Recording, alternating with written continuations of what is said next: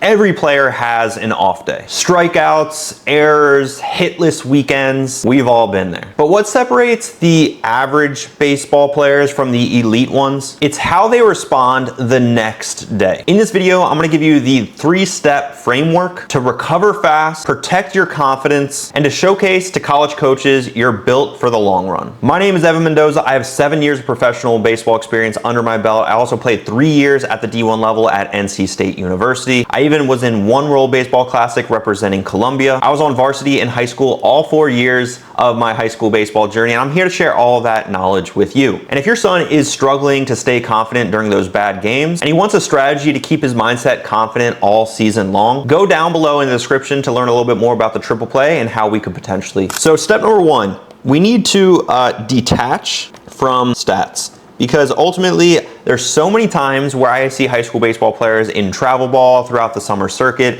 They might hit a line drive right to the third baseman, 100 miles an hour off the bat, and they get out because the third baseman caught it, right? But we need to detach ourselves from these stats because ultimately, if we hit a line drive at 100 miles an hour, we're doing something right. So we need to detach ourselves from our average and really think about the quality of our at-bats. And just because you had one bad game does not mean you are a bad baseball player. Your numbers are data. That is all. You can review what went wrong, but you need to make sure we stay away from beating ourselves up. Usually after a bad game, what I did, especially in my professional career when I was at that higher rank of being in AAA, I'd really focus on what was that one thing that helped the team, right? Because there are going to be days where, of course, we go 0 for 4 with 2 Ks. There's going to be days where we go 1 for 4 with 3 Ks and an E6, right? There are going to be days that you're on the mound and you go 1 innings pitched and you have 4 earned runs, right?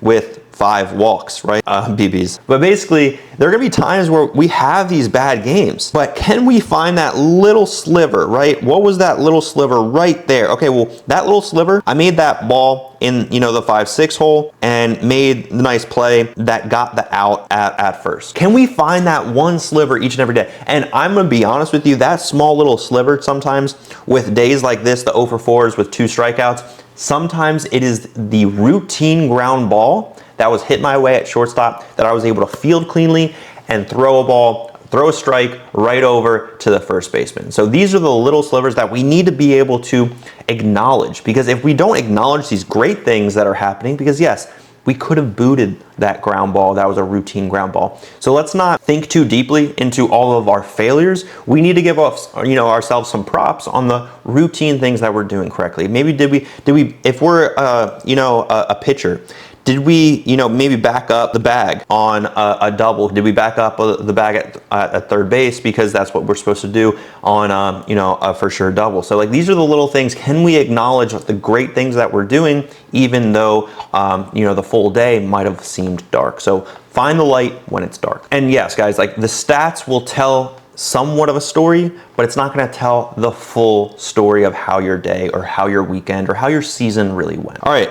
Tip number 2, this is a 24-hour rule that I always gave myself because, especially in professional baseball, when you're playing games each and every day, we can't get caught up on how our game went 3 days ago. We need to put that in the rearview mirror. So I have a 24-hour review window where I'm not going to be thinking about at-bat longer than 24 hours in the past. And ideally, we want this to be shorter if possible, because what I like to do, especially if we're playing a game in minor league baseball, usually Mondays were off days, so Mondays would be off. But if we have a game there, we have a game there, we have a game there, there, right? I think that's 1, 2, 3, 4, 5, 6, 7. Okay, so if we have a game right here, game number 1 of the week, we can't be thinking about game 1 really in game 2. So like, let's say game 1 finishes at 9:45 p.m. I'd give myself until I fall asleep to think about those at-bats nonstop, because yes, it's gonna happen where it keeps you up at night. So let's say I'm going to bed at like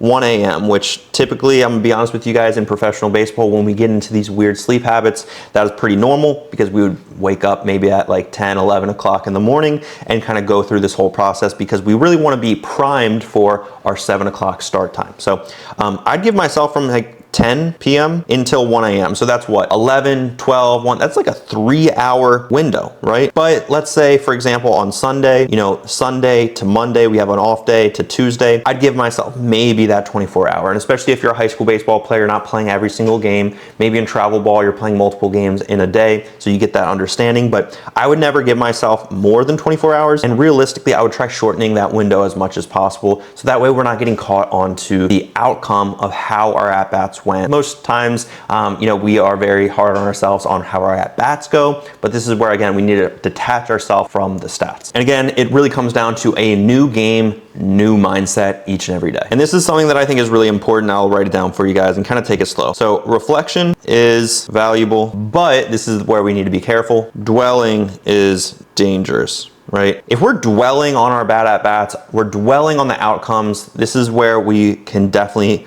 put ourselves into a conversation of slump very, very quickly. But if we're reflecting and we're using game film and we're trying to learn something from it, yes, that's going to be valuable. But again, if we're dwelling, that is dangerous. All right, so step number 3, we want to rebuild with action. We can't just think we're going to do the same thing over and over and over again and expect different results. So this is where we have to have an action plan moving forward. And this is something that I see with a lot of players and parents that I speak to on strategy sessions. And if you guys are interested in working one-on-one with me inside my triple play program, it is 100% remote. You can book a call with either myself or a team member down below in the description. But ultimately, I see a lot of players and families just do the same thing for 2-3 years expecting different results. And ultimately, we need to change up that action plan to get different results. That's quite literally the definition of going insane, is just doing the same thing over and over again, expecting different results. So confidence doesn't come from waiting. Ultimately, it comes from doing, right? And doing with an action plan. So if we have to, take extra swings, you know, get into the gym more, right? These are going to be areas that we can add on to what we're doing to give ourselves that internal confidence that we're on the right path and we're putting in the work. There was a really good quote that I remember Mo said from with the St. Louis Cardinals in spring training one time. Mo is, I believe, the owner of the Cardinals, or GM, or, you know, a president. I believe his official title is the president of the St. Louis Cardinals. He mentioned sweat equity. Sweat equity, meaning we're putting in the sweat and it's going to return in one way or another. And I think another area is to visualize, because obviously the game of baseball is very, very mental and it needs to stay that way. So we need to visualize that success, so that way that confidence is a byproduct of the visualization. A bad game, guys, does not define you, but how you or your son responds to it might. So let's build your son a strategy to move forward, stay focused, and ultimately ready, no matter what the box score says about it. So if it interests you, go down below in the description to book a call with either myself or one of my team members today. And if you want to know how I went from 0 offers to professional baseball, click the video on the screen right now.